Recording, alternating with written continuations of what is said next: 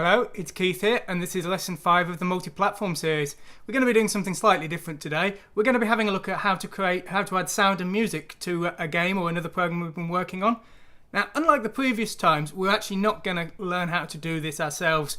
The way of sort of programming music on the systems we're looking at, all of which use the AY sound chip, it's going to be quite complex, and it's not something I have any skills at.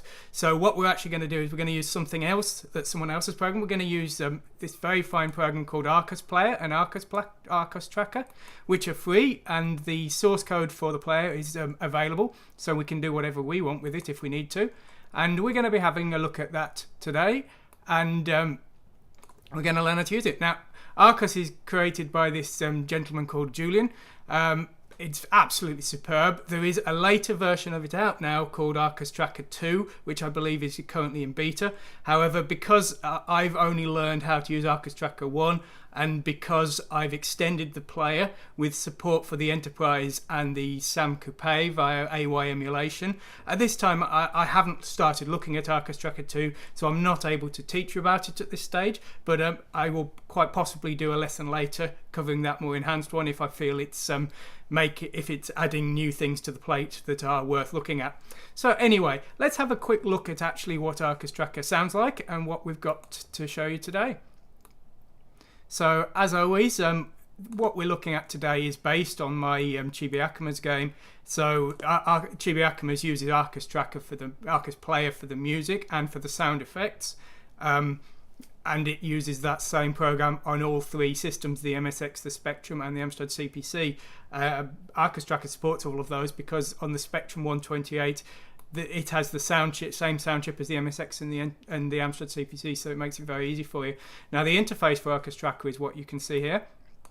It's kind of a classic 90s music tracker program, a very numeric thing, which I don't know what you're familiar with. Maybe that's a strange thing to you, but I kind of came across these things in the 90s. I used to use them for playing music, so it's something that was quite familiar to me, at least from a visual appearance.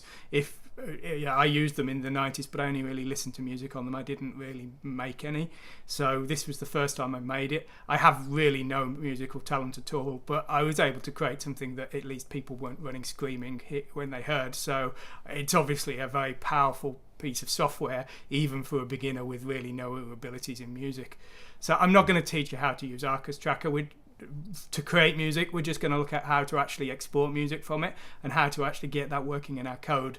You can go elsewhere to find someone with more musical talent than me if you need to and figure out how to use it. But anyway, let's listen to what we've got here. So this is the stop that.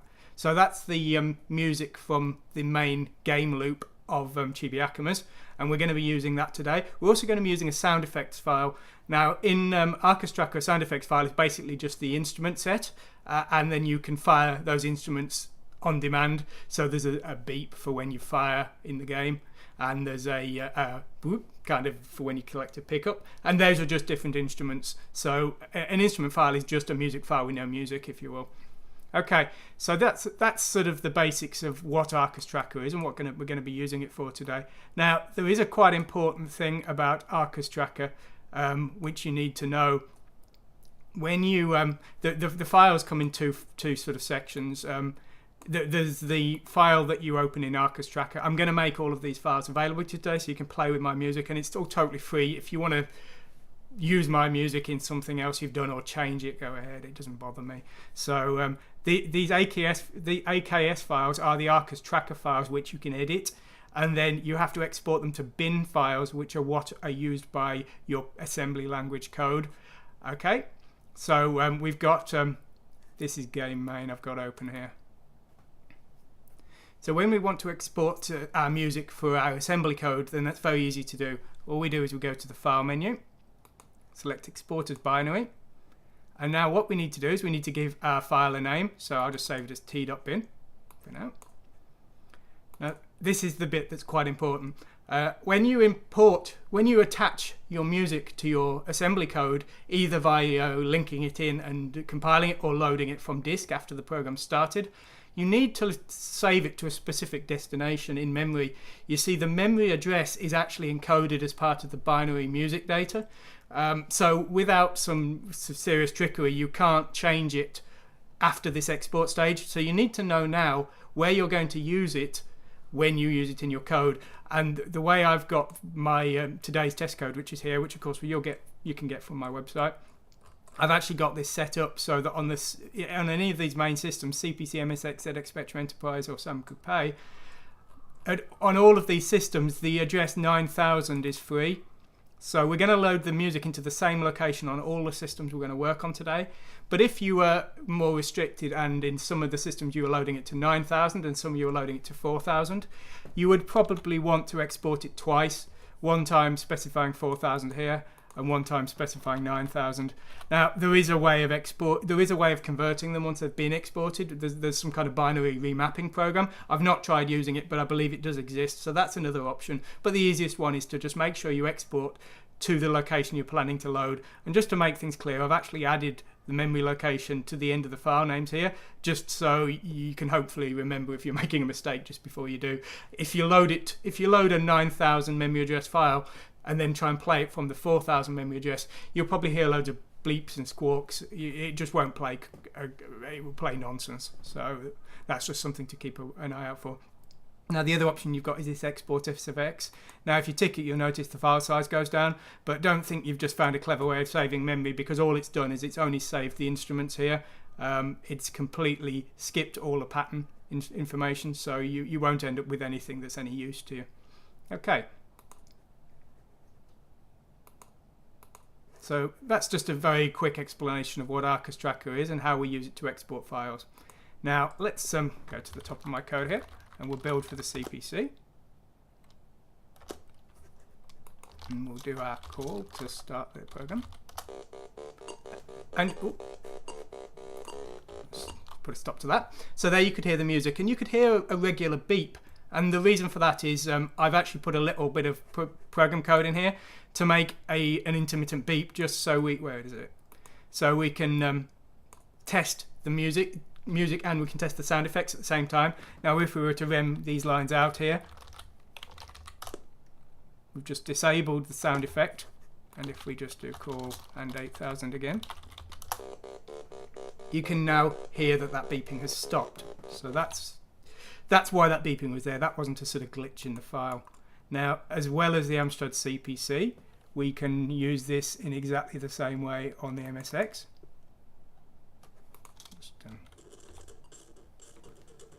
Just fast forwarding there, that's why it sounded weird. So we can use this on the MSX, and it will sound exactly the same because the MSX has the same sound chip. We can also use it on the Spectrum 128K because the Spectrum 128K has the same sounder chip. Now, with regards to the Enterprise and the Sam Coupe, they don't have AY sound chips. So what I've done is I've got some emulators which I did not write. I really can't claim much credit for today's lesson because most of the code is written by people far cleverer than I am. The Sam Coupe code, I couldn't quite work out who wrote this. It apparently comes from something called the Cookies Hot Butter demo.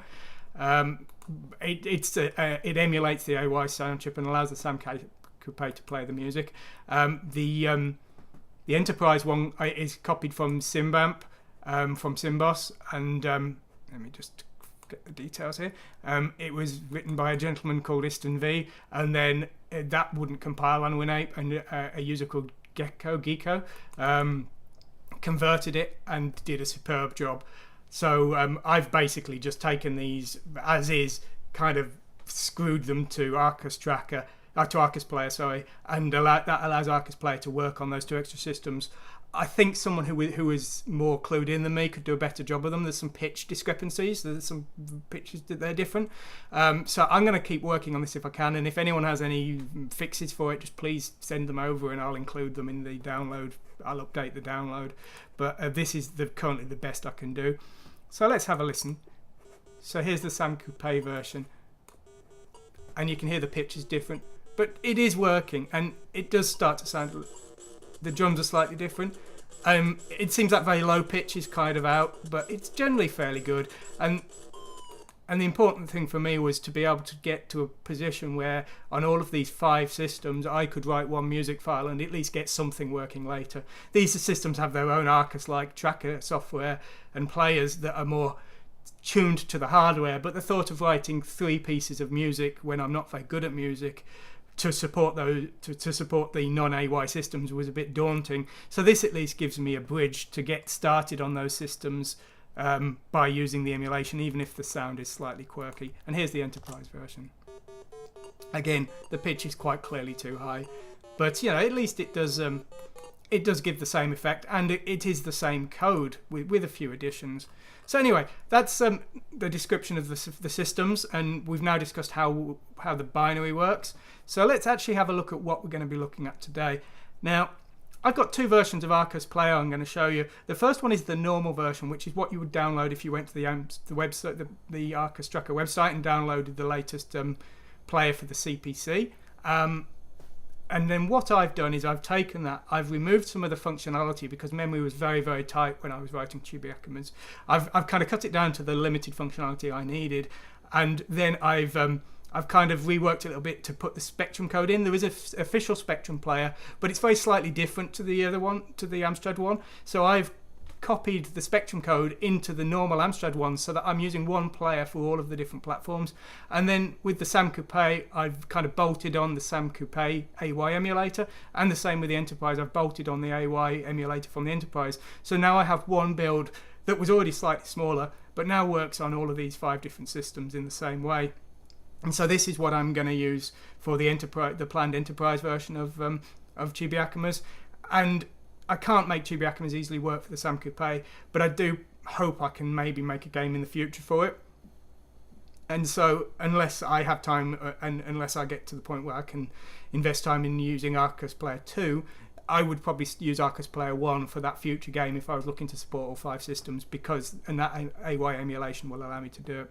So Arkos Original can't work on the Sam Coupe and the Enterprise. My tweaked version is smaller, it has a few features missing, but can. Now, what are the features that are missing? Well, if we just have a quick look at ArkosTracker, you'll notice there's this special track, and this allows speed changes and an external digital drum device, I believe. I took that off because it wasn't something I ever needed. There was quite a bit of code required to support that, so I was desperate to save every single byte. Chibi-Akumas for the Amstrad CPC has about 8 bytes free of spare memory now because it's so big, so every byte really counted. So the special track doesn't work on my version, and also if you're playing sound effects, you have less options available to you. You have to play on the middle track, which is the center speaker on the Amstrad CPC. You can't play on the left or right, and some of the special effects functionality is removed. But apart from that, it's basically the same. We're going to have a look at both. Let's have a look at the original version first, just so we can see. Now, when you're playing music, you need to control the speed. The usual way you do that is from an interrupt handler, but we're going to look at interrupt handlers at a later date. We're going to write our own interrupt handler to use this music. So for now, we're going to fake it. What we're going to do is on the Amstrad CPC, we're going to use the halt command 6 times, and that's going to delay by 1 frame, and that's going to mean the music plays at the correct speed. So rather than we're just using that to fake an interrupt handler. So don't worry too much about that today, because we will look at it later. So the first thing you need to do with the Arkosplayer is you need to declare where the music is in memory. We're building the music straight into our assembly file. We're not loading it from disk after the program starts. So we need the music to start at 9,000 and the sound effects to start at 9,500.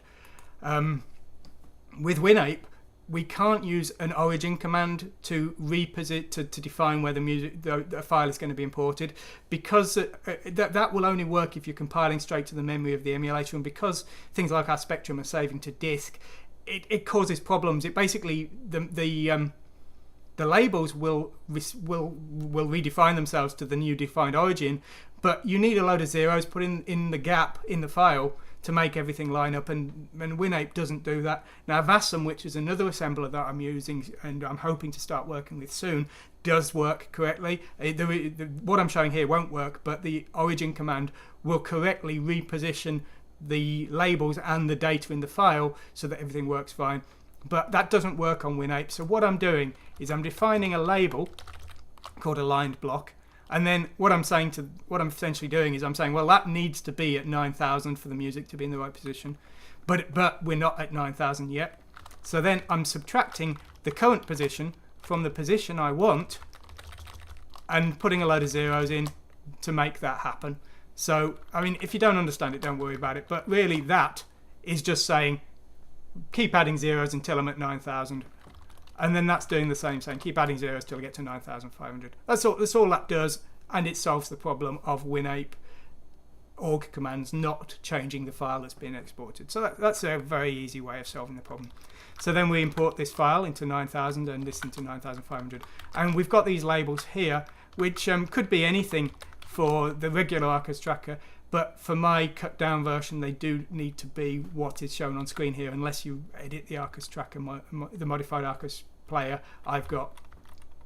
So the first thing we need to do with Arkosplayer is we need to initialize the music file. So we have to give it the memory address of the music file and run the initialize for the player.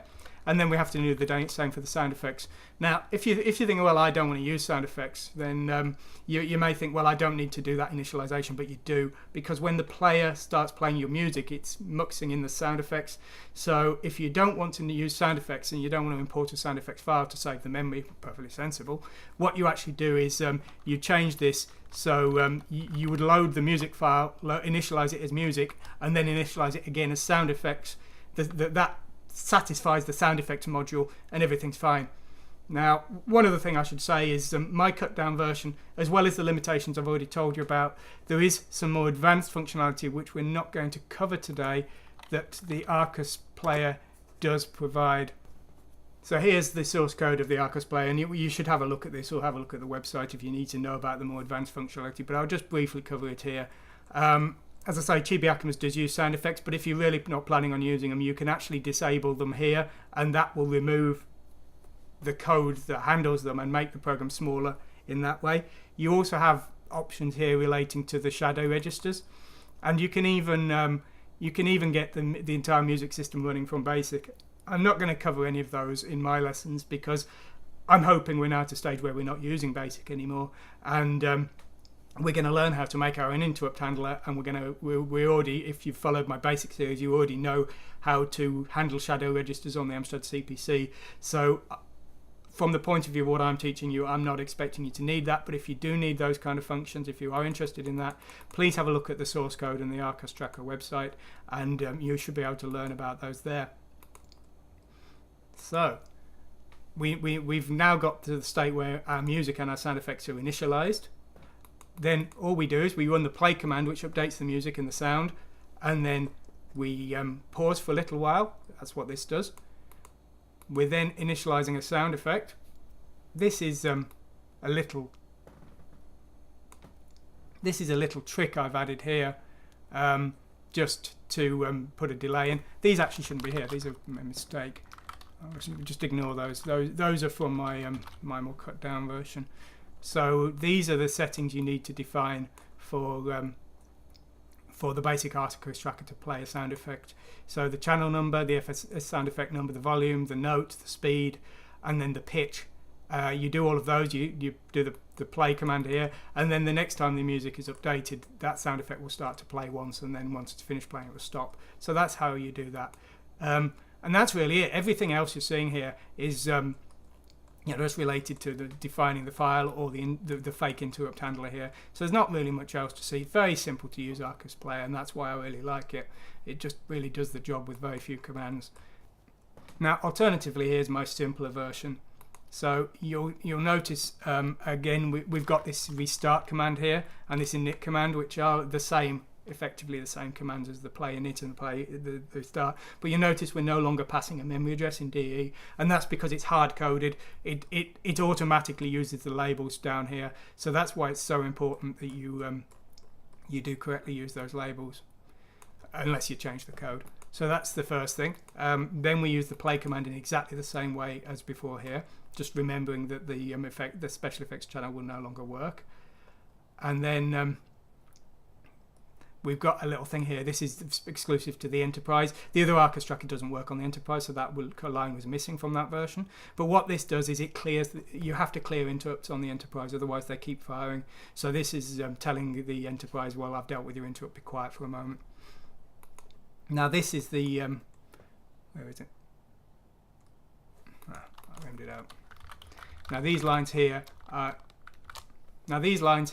are the sound effects play command on my cut down ArkosTracker, and you'll notice there's far less options.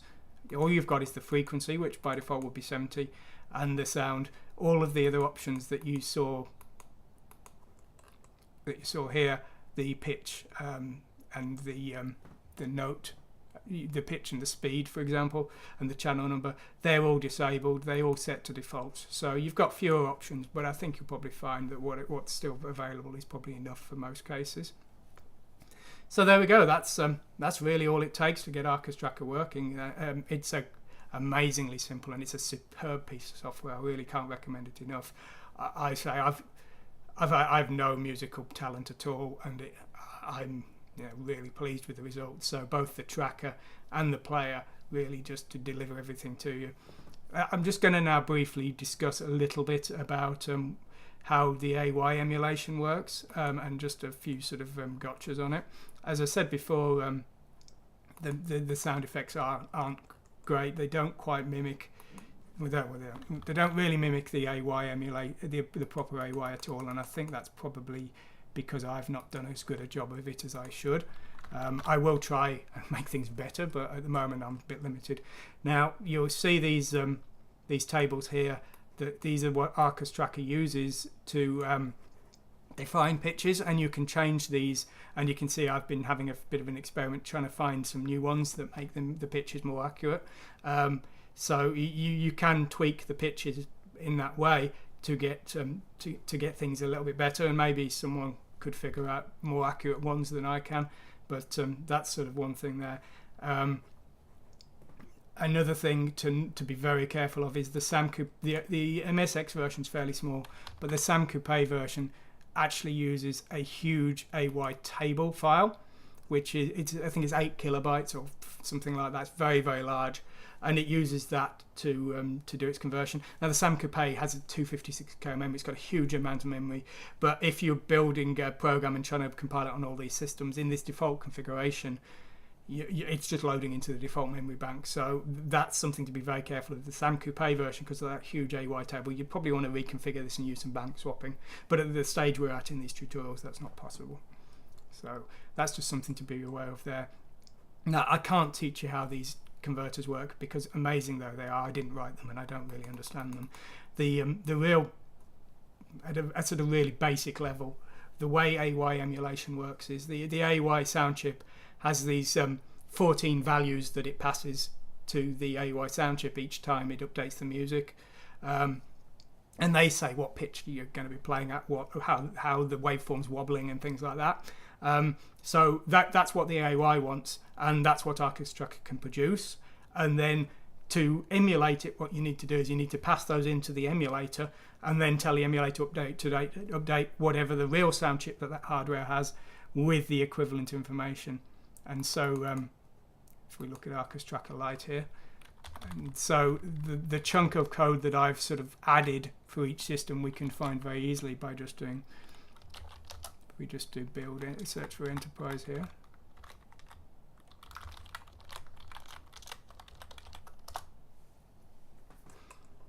So you'll see here, this is a clone of the code that would usually deal with sending the data to the instruments, but I've actually sort of modified it and redirected it, and in the Enterprise version's case, it goes through this AY register write function, which is the Enterprise's emulation function.